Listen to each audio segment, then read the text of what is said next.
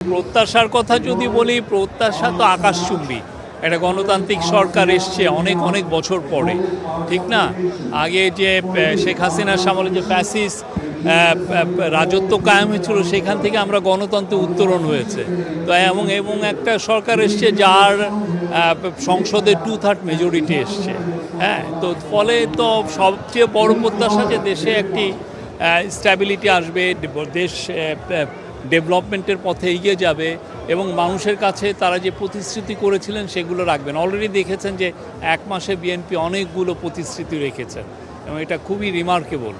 আপনি যদি দেখেন, ফার্মার কার্ডস ওনারা করেছেন, কৃষকের ঋণ মকুব করেছেন, ফ্যামিলি কার্ড করেছেন, সব মিলে আমি তো দেখছি যে যে প্রত্যাশা ওনারা নিয়ে আসা সবাই তাদের উপর করেছিলেন, সেটা অনেকাংশেই ওনারা বাস্তবায়নের পথে আছেন। আরও 5টা বছর তো আছে, 4 বছর 11 মাস আছে।